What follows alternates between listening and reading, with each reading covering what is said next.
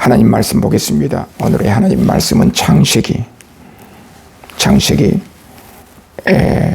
2장 3절 말씀입니다.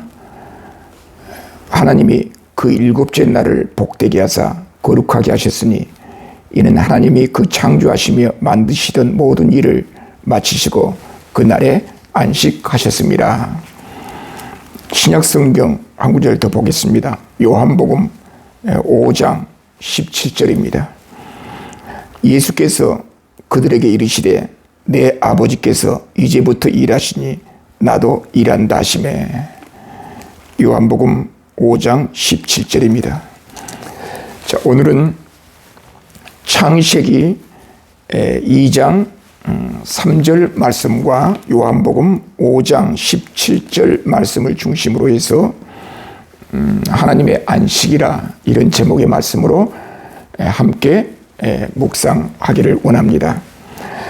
자, 우리가 이제 창세기서부터 요한계시록까지 각 책별로 한 편씩 매주 주일날 오후 시간에 우리가 이 말씀을 살펴보면서 하나님의 말씀을 묵상해 보고자 합니다.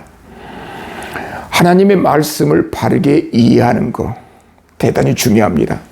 하나님께서 성경을 통하여 우리에게 주신 하나님의 어떤 뜻이 있을 것이고 하나님의 의도가 있을 것입니다. 하나님께서 성경을 주신 목적이 있겠죠. 성경을 기록하게 하신 목적이 있겠죠. 하나님께서 의도하신 뜻이 무엇인가 우리가 성경을 통해서 확인하는 일은 대단히 중요합니다. 성경을 통해서 하나님의 바른 뜻을 이해할 경우 우리의 삶의 현장에 바르게 적용이 되어서 우리 삶의 현장에서 실천적 행위를 통해서 하나님 앞에 영광을 돌릴 것입니다. 그러나 성경을 오해할 때, 하나님의 뜻을 오해할 때 우리의 삶의 실천적 행위도 오해된 상태로 형성될 것입니다. 그래서 우리가 이 땅에 살아가는 삶의 가치, 존재 목적을 바르게 이해해서 바르게 살아가야 되는데 이런 삶의 목적과 우리의 가치관은 하나님의 말씀인 성경을 바르게 이해하여 적용할 때 가능한 그런 일이라 그렇게 볼 수 있겠습니다.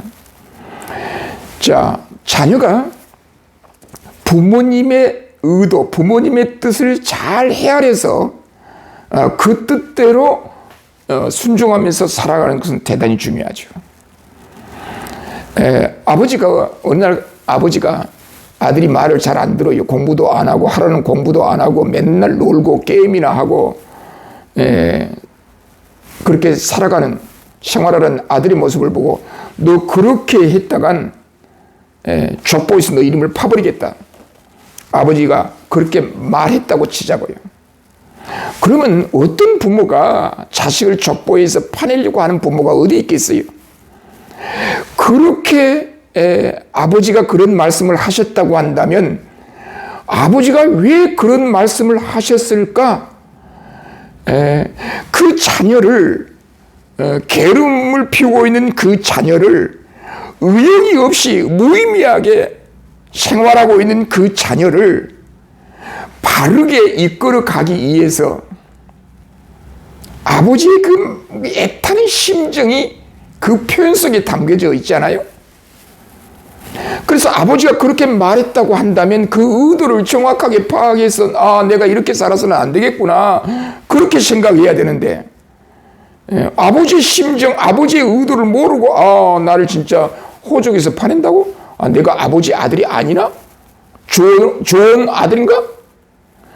그렇게 고민하면서 그런 아버지의 뜻을 잘못 판단해서 생각하고 행동하는 것 자체는 그건 자녀된 도리가 아니죠.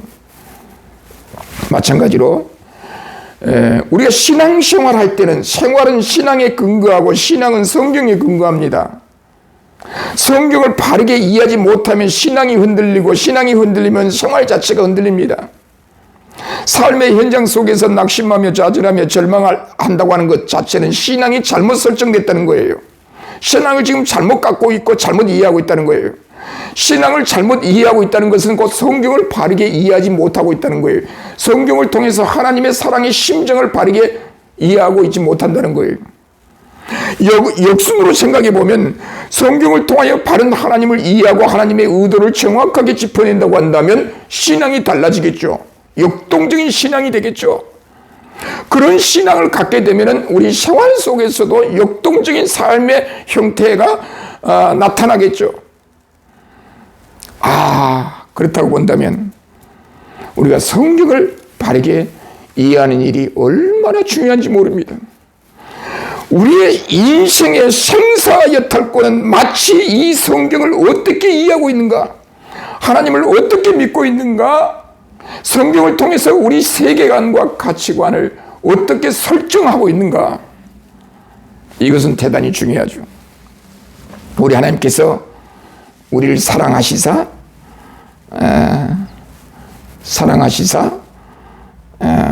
하나님의 말씀 성경을 우리에게 주셨어요.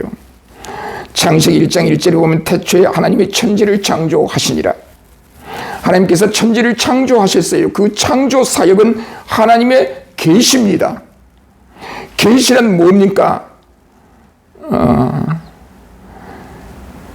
하루 사업을 시작하면서, 식당 일을 시작하면서 첫 손님이 첫 계시다, 그런 계시가 아니고 숨겨졌던 거, 감추어졌던 것을 열어 보여주는 거, 그걸 계시라고 하는데, 하나님께서 자신을 계시하셨다, 그 이야기는 하나님께서 말씀하지 아니하시고 감춰줬던 하나님의 비밀의 세계를, 영광의 세계를 열어 보여주셨다. 하나님께서 천지를 창조하심으로 그 창조 사역을 통하여 하나님의 영광을, 하나님의 자신에 관한 본질적인 하나님에 관한 이야기를 창조 사역을 통해서 열어 보여주셨다, 나타내 보여주셨다. 그래서 태초에 하나님의 천지를 창조하시니라. 천지 창조 사역은 하나님의 계시의 결과로서 이 창조 계시를, 창조 사역을 하나님의 창조 계시라 우리는 그렇게 이야기합니다.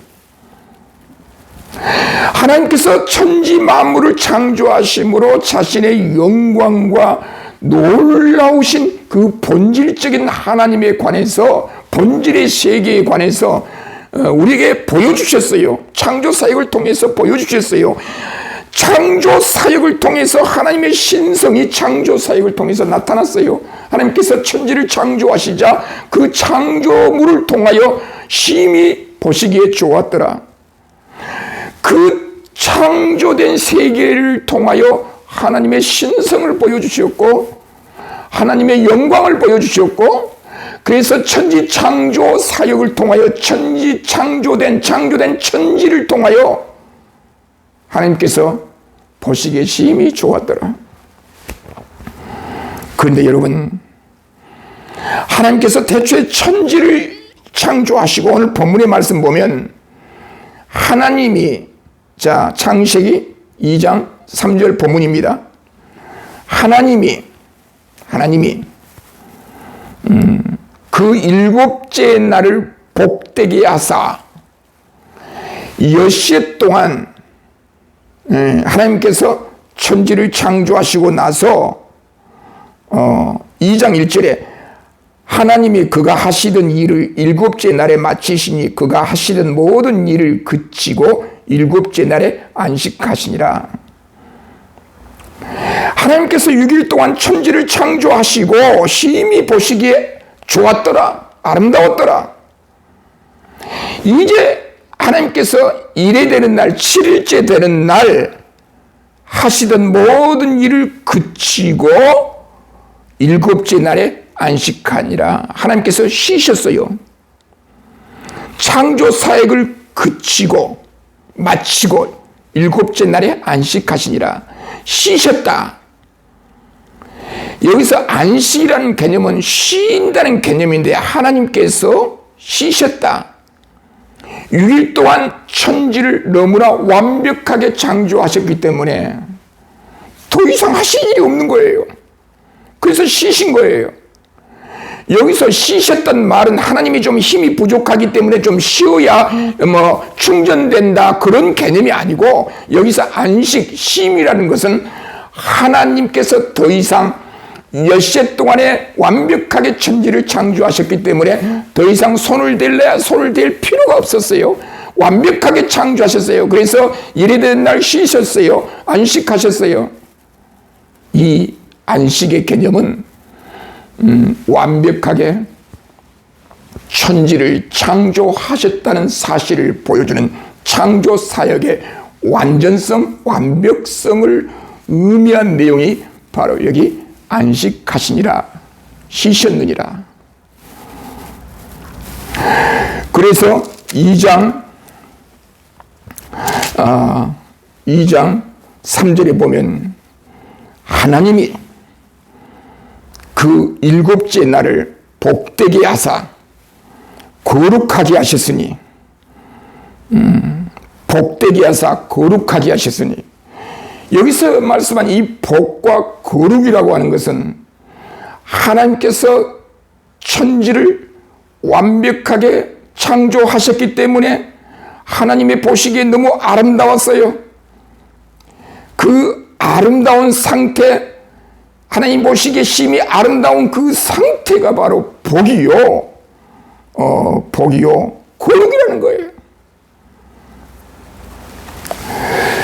자, 복되게 하사 거룩하게 하셨으니, 이는 그 이유는 하나님이 그 창조하시며 만드시는 모든 일을 마치고 그날에 안식하셨습니다. 창조 사역의 완벽성, 완벽하게 창조하셨기 때문에 그날을 복되게 하사 거룩하게 하사 안식하셨다.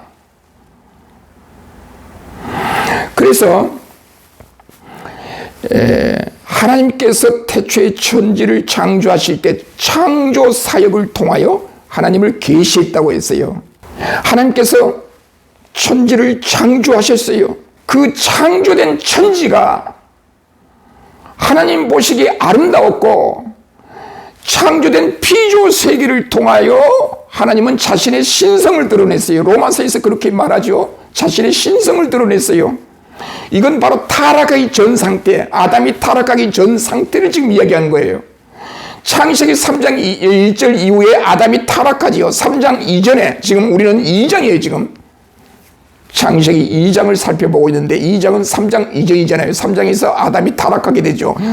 아담이 타락한 3장 이전에 2장에서는 하나님께서 태초에 천지를 창조하셨는데, 창조된 피조물을 통하여 하나님의 영광과 신성이 드러났고, 그 신성이 드러난 창조 세계를 통하여 하나님을 영화롭게 하고 하나님과 올바른 관계를 맺으며 계속해서 하나님의 영화로우심을 찬양하는 그런 찬양의 상태가 계속 지속되었는데, 3장에서는, 창세기 3장에서는 아담의 범죄가 등장합니다. 아담과 하와가 범죄함으로, 타락함으로 하나님의 심판을 받게 되죠. 아담의 타락은 모든 인류에게 전가되는 거예요. 그래서 아담 이후 모든 인류는 아담 안에서 하나님 앞에 전적으로 타락하여 범죄하였다. 범죄로 인하여 타락하였다. 타락으로 인하여 범죄하였다. 그래서 하나님의 영광의 세계가 막혀버린 거예요. 천지를 창조하실 때에 보시기에 심히 아름다운 상태가 아담의 타락으로 인하여 피조물이 어두워져 버린 거예요. 이제 더 이상 천지 만물 창조된 피조 세계를 볼지라도 하나님의 신성을 볼 수 없는 상태가 되어버린 거예요. 아담이 하나님 앞에 범죄한 이후에 인간에게는 하나님의 구원이 필요했어요. 하나님의 구원이 필요했어요. 그래서 창세기 3장 이후에는 하나님의 구원이 어떠한 방식으로 주어질 것인지 쭉 설명하기 시작한 겁니다. 창세기 1장과 2장에서는 창조 계시를 기록하고 있고 창조를 통하여 하나님의 영원한 세계를 볼 수 있었고, 그래서 창세기 1장 2장을 하나님의 창조 계시라고 말합니다. 이때는 타락하기 전이죠. 타락하기 전이기 때문에 창조 사역을 통하여 피조된 모든 세계를 통하여 하나님의 영광, 신성을 알 수가 있었어요. 그래서 3장에서 인간이 아담 안에서 모든 인간이 범죄에 타락하게 되므로 눈이 어두워져서 이제 하나님의 피조 세계를 통하여 더 이상 하나님의 신성을 바라볼 수 없게 됐어요. 영광을 바라볼 수 없게 되었어요. 하나님의 저주를 받는 거예요. 심판을 받는 거예요. 그래서 3장 이후에 범죄로 말미암아 하나님의 심판이 놓이게 됐어요. 그런데 문제는 그 심판 중에서도 하나님의 구원이 어떻게 펼쳐갈 것을 3장 이후에 하나님의 구속 계시로 우리에게 주어졌습니다. 자, 여기서 한번 정리하죠. 창세기 1장과 2장은 아담이 타락하기 전이므로 창조 계시를 통하여 창조 사역, 하나님의 창조 사역을 통한 창조 계시를 통하여 하나님의 영광을 바라볼 수 있었고 하나님의 신성을 바라볼 수 있었습니다. 그러나 3장에서 아담 안에서 인간이 타락하게 되자, 범죄하게 되자 하나님의 저주가 임했어요. 이제 우리 하나님께서는 저주받은 그 인간을 위하여 특별 계시, 구속 계시를 우리에게 허락해 주신 내용이 3장 이후에 등장하게 됩니다. 그래서 3장 이후에 하나님의 구속 계시가 계속해서 등장하는데 타락한 인간을 어떻게 변화시키고 어떻게 구원하실 것인지 3장 이후에 말라기서까지 계속해서 타락한 인간에게 하나님께서 타락한 인간에게 어떻게 구원을 베푸시는지에 관한 구속 계시가, 구원 계시가 3장 이후부터 말라기서까지 쭉 기록되고 있다는 겁니다. 그래서 우리 하나님은 죄를 범한 당사자에게 그 죄로부터 구원을 받게 하려고 그 죄값을 지불해서 구원받게 하시려고 대리자인 제물, 짐승을 내세워서 짐승이 하나님 앞에 저주를 받아 희생하게 함으로 그 제물을 드린 자가 그 짐승 제물을 통해서 대신 그 짐승 제물이 대신해서 제물을 드린 자를 대신해서 하나님 앞에 저주를 받음으로 그 제물을 드리는 당사자를 구원해 주시는, 살려주시는, 자비를 베풀어 주시는 이런 구원의 방식이 창세기 3장에서부터 요한계시록까지 주어지고 있어요. 그래서 구약성경 전체를 하나님의 구속 계시로 바라보면서 우리 하나님이 어떻게 하나님의 백성들을 구원해 가시는지 창세기 3장에서부터 말라기서까지 여러 가지 역사를 통해서, 사건을 통해서, 각종 인물들을 통해서, 율법을 통해서, 꿈을 통해서, 우림과 둘림을 통해서 이런 모든 사건들을 통해서 어떻게 장차 오실 하나님의 아들 예수 그리스도 메시아를 통하여, 하나님의 아들이신 메시아를 통하여 어떻게 하나님께서 구원하실 것에 대한 내용이 창세기 3장에서부터 말라기서까지 주어지고 있더라고 말이에요. 그래서 누가복음 24장 44절에서 예수님께서는 모세의 글과 선지자의 글과 시편에 나를 가리켜 기록된 모든 것이 이루어져야 하리라. 자, 예수님께서 지금 성경을 인용하고 계시는데 예수님 당시에 1세기 공동체 신약 성경에서 사용되어졌던 구약 성경은, 우리가 말할 때 구약 성경은 히브리어 성경을 헬라어로 번역된 70인역을 가지고 예수님께서 말씀하시는 거예요. 신약 성경에서 인용되고 있는 그 성경은 히브리서, 구약 성경에 해당된 히브리서를 헬라어로 번역된 70인역을 중심으로 말씀하는 거예요. 그래서 누가복음 24장 44절에 예수님께서 모세의 율법과 모세의 글과 선지자의 글과 시편은 히브리 성경을 헬라어로 번역된 70인역의 배열이에요, 배열. 그 배열에 따라 모세의 글과 성문서, 선지자의 글과 시편에 나를 가리켜 기록된 모든 것이 이루어져야 하리라. 구약 성경의 모든 말씀이 장차 오실 하나님의 아들에 관한 예언의 이야기였다. 약속에 대한 이야기였다. 그래서 우리는 하나님을 바르게 이해하고 하나님이 우리에게 주신 말씀, 계시의 의도를 정확하게 바르게 확인하기 위해서는 구약 성경을 통하여 하나님의 구속 계시를 우리에게 주셨는데, 구약 계시는, 구약 성경은 하나님의 구속 계시인데, 그 구속 계시는 하나님의 백성들과 여러 가지 언약을 통해서, 여러 가지 방법을 통해서 장차 오실 하나님의 아들 메시아가 하나님의 구원자로 이 땅에 오셔서 정말의 그 메시아가 하나님의 아들이 하나님의 구원을 이 땅에 보여주시리라, 완성하여 주시리라. 구약 성경 전체가 그렇게 예언되어 있어요.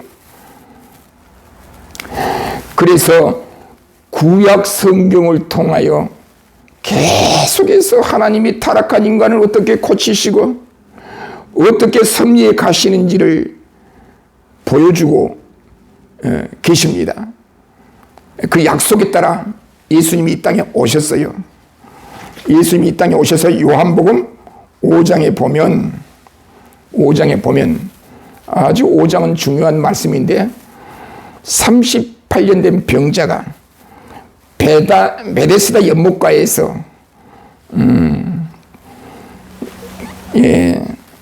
고침받기 위하여 38년 된 병자 5절 요한복음 5장 2절에 보면 베데스다라 하는 못이 있는데 거기 행각 5이 있고 그 안에는 많은 병자, 맹인, 다리 저는 사람, 혈기 마른 사람들이 누워 있었다는 거예요.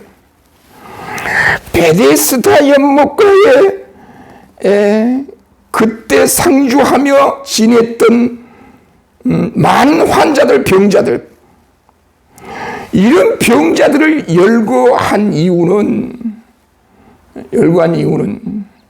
타락된 인간에게 진정한 자유가 없다, 안식이 없다는 것을 보여주는 거예요.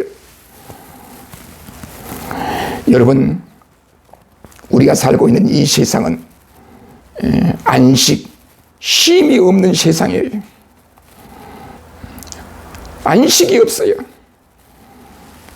그래서 많은 병자, 환자, 앞으로 고침받아야 될 병자, 환자들이 많아요. 병자가 많다는 것은 뭔가 불완전하다는 거 아니에요. 어떤 정상적인 상태에서 이탈되었다는 이야기죠.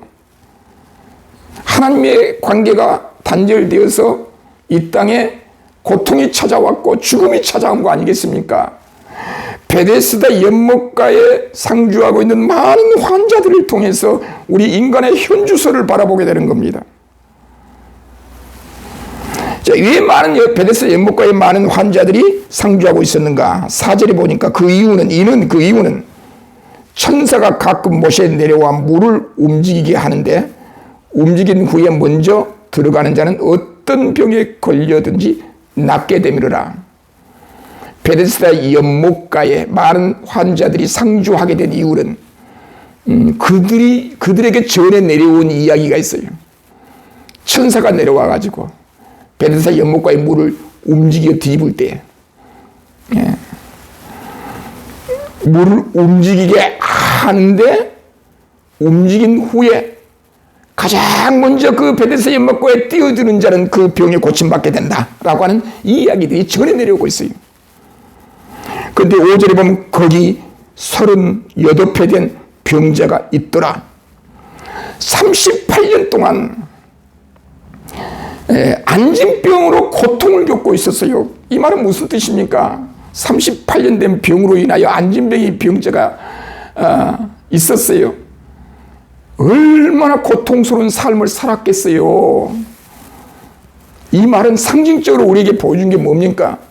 안식이 없었더라. 쉼이 없는 거예요. 그때 6절에 보면 그때 예수님께서 거기에 등장하시는 거예요. 예수께서 그 누운 것을 보시고 병이 벌써 오래된 줄 아시고 이르시되 너가 낫고자 하느냐. 38년 된 병자에게 너가 낫고자 하느냐. 안진병에게. 예. 여러분, 천사가 내려와서 물을 움직일 때 가장 먼저 뛰어드는 사람이 고침을 받는데, 그래서 많은 병자가 거기에 상주하고 있어요. 38년 된 병자는 안진병이. 다른 사람이 베데스다 연못가에 뛰어들게 해주지 아니하면 들어갈 수가 없어요. 그래서 이 38년 된 병자는 그 연못가에 앉아있을지라도 희망이 없는 사람이에요. 막연한 희망을 가지고 앉아있지만 가장 먼저 뛰어들 수 있는 그런 이치에 있지 않아요. 그런 38년 된 병자에게 우리 주님이 찾아오셨어요.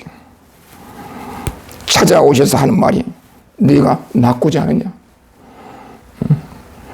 말할 것도 없죠. 말할 것도 없죠. 당연히 낫고 싶죠. 예수님께서 묻는 거예요. 네가 낫고자 하느냐.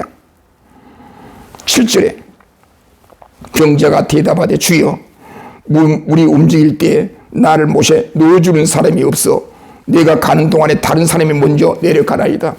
내가 먼저 물속에 뛰어들어서 연못가에 뛰어들어서 고침받을 확률은 전혀 없습니다. 비록 낫고자 하지만 희망이 없습니다. 그때 8절에 예수께서 이르시되 일어나 네 차를 들고 걸어가라. 네 차를 들고 걸어가라. 38년 된 앉은 병자에게 우리 주님이 찾아오셔서 내가 낫고자 하느냐? 낫고자 합니다. 좋다. 너 차례를 들고 일어나 걸어가라. 명령하셨습니다. 우리 예수님의 말씀에는 권세가 있었어요. 능력이 있었어요. 자리를 들고 걸어가라 하시니까 걸어갈 수 있는 힘을 주시는 분이에요.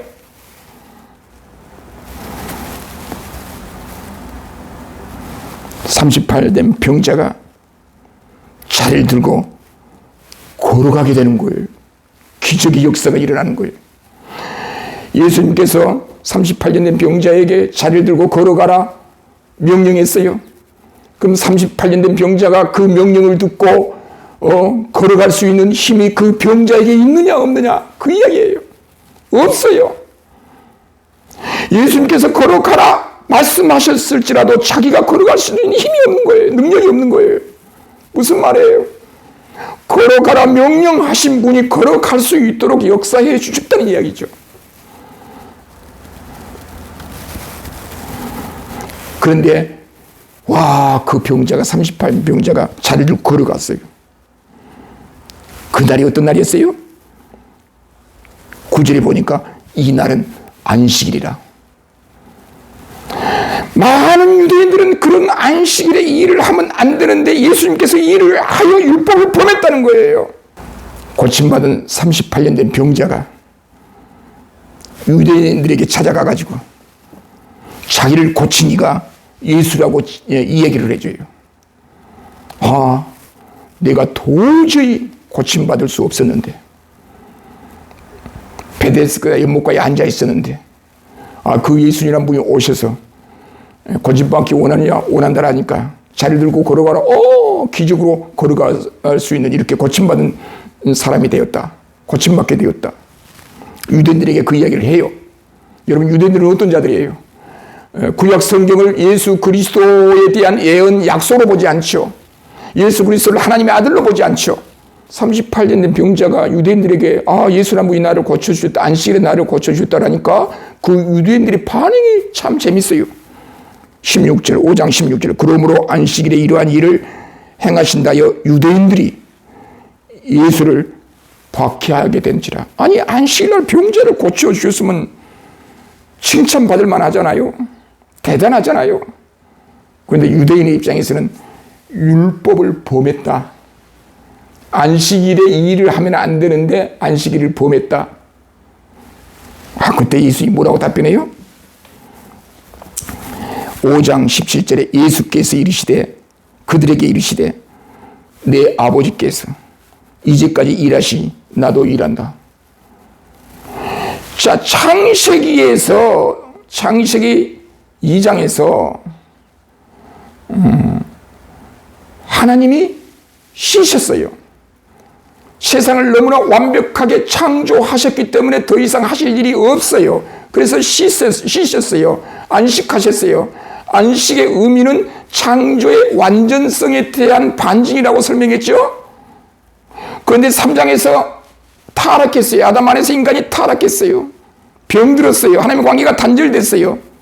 그래서 이제 더 이상 하나님의 관계를 맺을 수 없는 상태가 되었어요. 그때 하나님께서 창세기 3장 이후에 하나님의 구속 계시를 통하여 장차 하나님의 아들이 오셔서 우리를 구원하심으로 하나님과 올바른 관계를 회복시켜 주실 것을 약속해 주셨어요. 그래서 그 약속의 성취자로 예수 그리스도가 하나님의 아들로 오셔서 안식일에 환자 38년 된 병자를 고쳐주셨다는 것은 안식이 없는 세상에서 안식을 제공해 주신 분으로 진정한 안식이 가능하도록 하신 분이 예수님으로서 그 예수님은 하나님이 일하시니 나도 지금 일하신다 하시면서 하나님과 자신은 동등하다. 하나님이 지금 계속해서 일하고 계신다. 창세기 3장 이후에 일하고 계시는데, 구속 계시를 통하여 일하고 계시는데, 아들이 나를 통해서 계속 일하게 하심으로 안식이 없는 이 세상에 하나님의 백성들에게 안식을 제공해 주어서 구원을 받게 하시려고, 구원의 메시아로 내가 왔다. 내가 하나님의 아들이다. 누구든지 예수 그리스도를 통하지 않고는 하나님 앞에 구원이 없다. 예수 그리스도를 통해서 하나님의 영광이 이 땅에 드러난다. 그 이야기를 요한복음 5장 18절에서부터 29절까지 아주 긴 설명을 하고 있어요. 성경은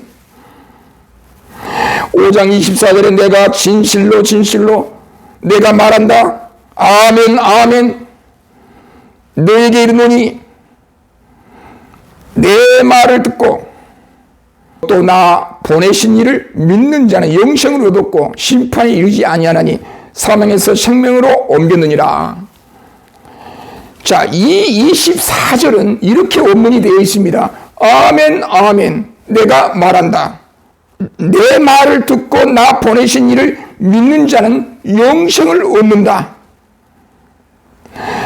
아멘 내가 말한다. 나를 보내신 이와 나를 믿는 자는 영생을 얻게 된다. 심판이 이르지 아니한다. 사망에서 생명으로 옮겨진다. 사망에서 생명으로 옮겨지는 이 진리는, 이 계시는 내가 보장한다. 그것이 아멘 진실로 그런 의미예요. 하나님의 아들로서 이 땅에 오셔서